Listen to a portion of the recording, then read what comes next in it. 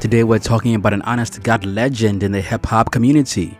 A fiercely independent artist, N9ne has made a lasting and successful career completely on his own through hard work, dedication, and excessive albums. His talent is undeniable, and his lyrical skill is often compared to that of Eminem.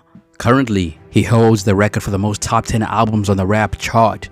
However, despite his 30-plus years in the industry of hip-hop, N9ne has steered clear of controversy. Today we are taking a look at the extensive history of N9ne, a rapper who has achieved greatness within the industry, all while barely breaking the surface of mainstream success.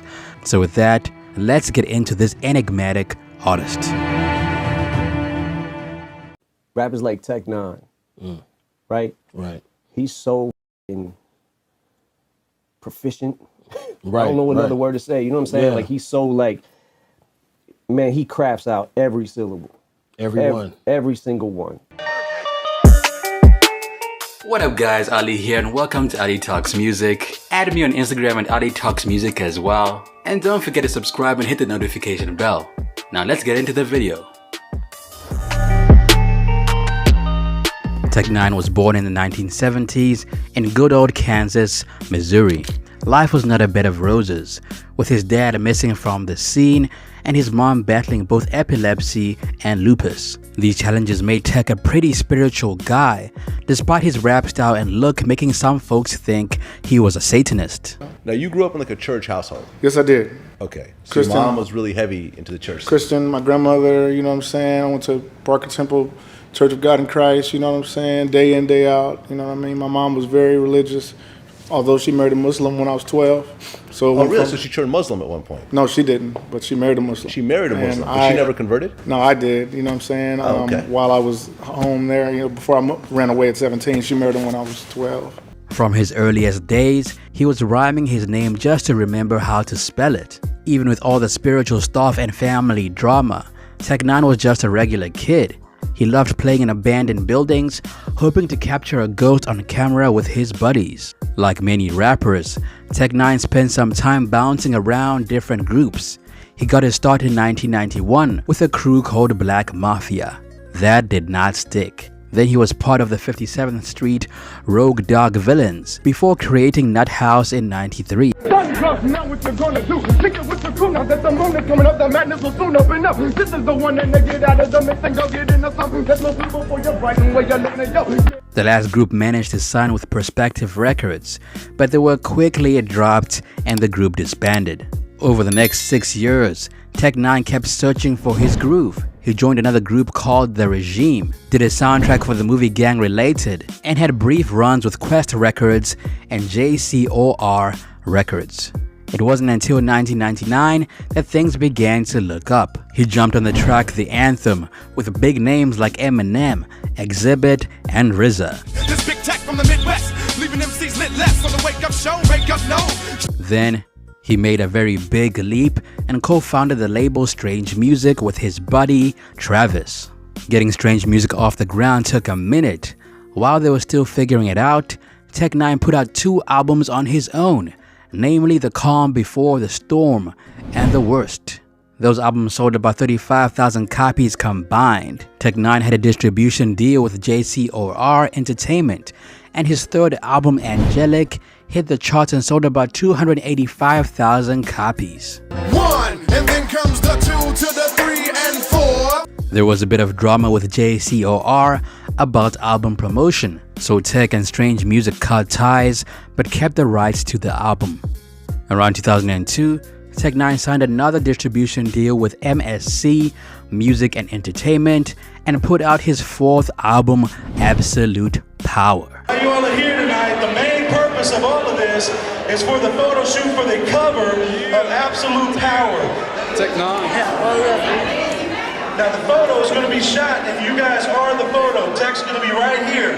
And we're going to go through a bunch of different phases throughout the evening. But this is going to be a show after we get that shot. So we're going to do the photography. You guys are going to be in the photography on the album cover and probably inside the album. Ain't no way you about to stop this sickness from the deepest, darkest part of misery cycle. The album was a big hit and even went gold. After 4 albums, Tech decided to take a break. During his downtime, he split from his wife. They got hitched around 1995 but separated around 2005, but didn't file for divorce until 2015. They had 2 kids together, but by the time they were officially divorced around 2017, the kids were all grown up, so there were no messy custody battles. Around 2006, Tech9ne dropped album number 5 called Ever Ready, and after that it was Strange Music all the way. The album was a big hit, even bigger than Absolute Power. It nabbed the 2nd spot on the independent chart and got Tech9ne his 2nd gold certification from the RIAA. This album also gave us Tech9ne's first hit single, Kera Bulu, which didn't chart but it did go platinum. 151 rum, pineapple juice and Malibu, Caribou, get them all now. Around 2007, he dropped album number 6. This one is called Misery Loves Company, which was the first in his series of collabos albums. These albums were jam-packed with features on almost every track. Around 2008, he dropped Killer, and then around 2009, he dropped his 2nd collabos album, Psychology 101. Both snagged the 6th spot on the rap chart. One thing they'll never be able to say about me is that I let up lyrically, never, or musically. The way I choose my beats, the way I put music together is always going to be humongous, and we're going to keep that. We're going to keep that quality. Because that's what Strange Music is, quality. 2008 was a big deal for Tech. He hit a personal milestone, 1 million album sales across his entire discography. The man was clearly over the moon with his success. He said the following: "I've been celebrating for the last 2 days because that's a hell of an accomplishment. I've been planning success all my life. I'm not even a bit surprised. I'm happy about it. That just means I was right." Around 2009, he dropped album number 9 called KOD, King of Darkness, and around 2010, he dropped his 3rd collabos album, The Gates Mixed Plate. But just when he should have been basking in the glory of his 10th album, he got hit with a lawsuit. He featured rapper Busy on a couple of tracks, but Busy's label, Closed Custody Records, sued Tech9ne for $25,000. They claim Tech9ne used their artist illegally because he credited Busy without mentioning his label. According to the lawsuit, Closed Custody had contracts with Busy and owned the rights to his music. They also claim that Strange Music encouraged Busy to cut ties with them and not pay them their due. Strange Music's response: they called Closed Custody's claims meritless and said they were confident they'd win the case. This issue was quietly settled behind closed doors, and there was no drama between Busy and Tech, and they kept on collaborating throughout their careers. Tech did not let any of this slow him down. Around 2011, he dropped album number 11. This one was called 6s and 7s, which was a big hit. It was Tech9ne's highest charting album yet. While none of the singles charted, 2 of the album's singles went platinum. These include Worldwide Choppers and Am I a Psycho? The latter featured B.O.B. and Hopsin. Am I a psycho? Am I a psycho? Around 2011, Tech dropped album number 12 called Welcome to Strangeland. He took a breather around 2012 and then came back around 2013 with something else. This album had a gold certified single, Fragile, featuring Kendrick Lamar. I never thought I'd be so fragile. Now something else also contained a song called See Me. It features Wiz Khalifa and B.O.B. and after hearing this track, many people felt like Wiz Khalifa was dissing Hopsin. On the track, Wiz mentions a rapper with contact lenses, so many people thought this was a line directed at Hopsin. With contact lenses, say he don't smoke, I'm rolling up and let the contact get him. Tech9ne then went on to put an end to the speculations by saying Wiz Khalifa was not talking about anybody specific. Now after dropping something else, Tech9ne came back with Strangulation, followed by album number 15 called Special Effects around 2015. The latter spawned the single Hood Go Crazy, featuring 2 Chainz and B.O.B., which became Tech9ne's most successful single, hitting number 90 on the Hot 100. This the type of shit to make the hood go crazy. On the interstate doing 180. Later that year, he dropped another album called Strangulation Volume 2, and he made more strides in the game as an independent artist. Tech9ne said the following: I think anything can be done, even if you're independent. Good music is gonna shine no matter what. That's the only reason why these guys work with me. I've been independent since we started and always working my way up while covering my body of work, and I've enjoyed it. These guys supporting me is good because it shows that real shit will always shine. It's out of respect and love that I got all those features on an independent label. It lets everyone know that if you do great music, good music, gigantic music, people of the same caliber will recognize it. I've always been a major artist, even on an independent label. I've always been a major talent when it comes to shows and music. I've been underground, but I was always a major artist, baby. And that's why these major artists got with my major independent ass. Moving on to around 2016, Tech9ne dropped album number 17 called The Storm, which was kind of like a sequel to his debut.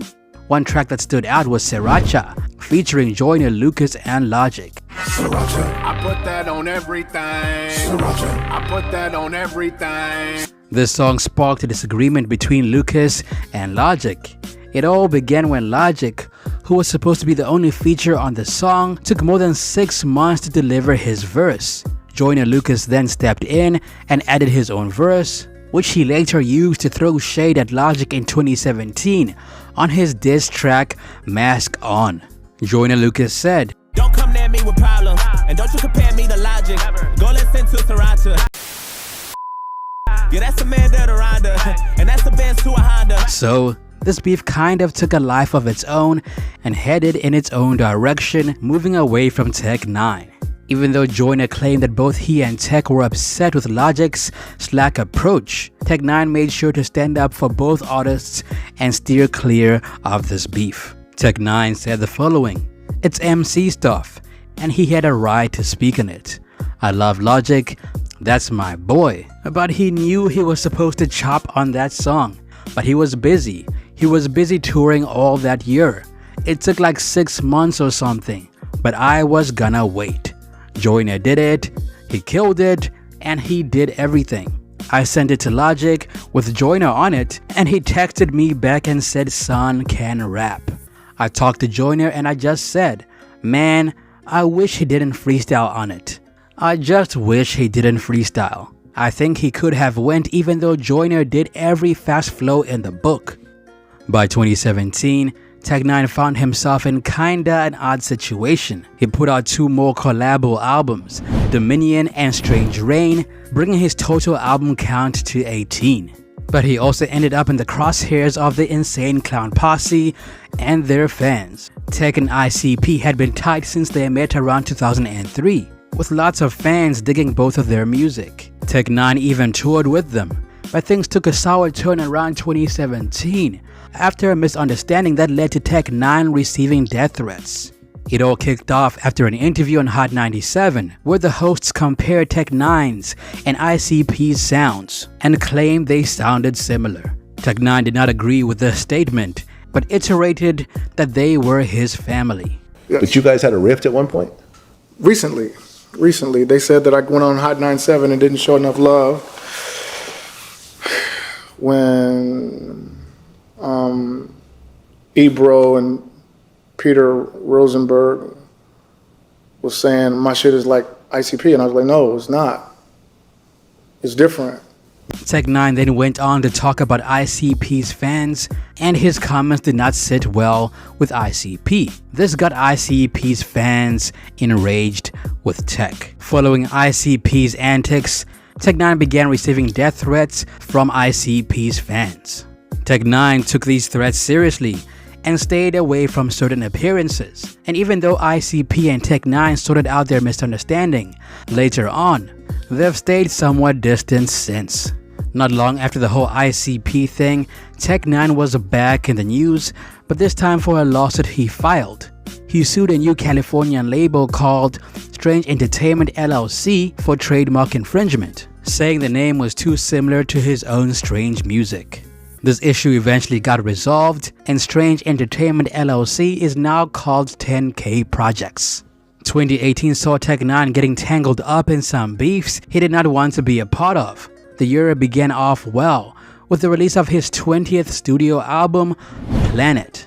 Unfortunately, this album also stirred up trouble as it featured the track No Reason with MGK and Y2.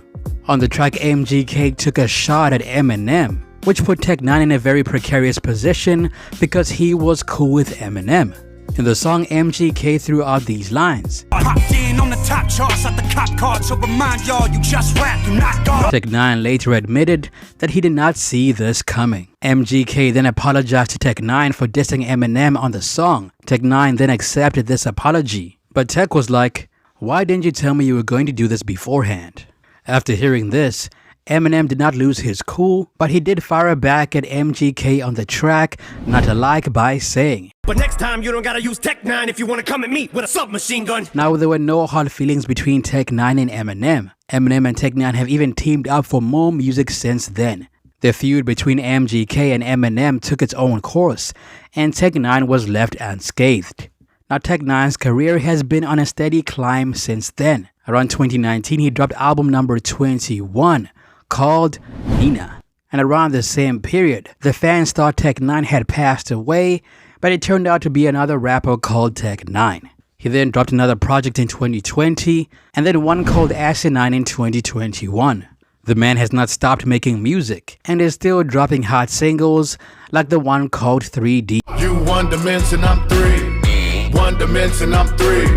According to his Insta, Tech-9 has a baby girl, and on Spotify he has over 4 million people jamming to his tracks every month. His most popular tunes are Face Off, Caribou Lou, Like I Ain't, Everybody But Me, and Hood Go Crazy. That's it from me, it's your boy Ali. What happened to Tech-9 in your opinion?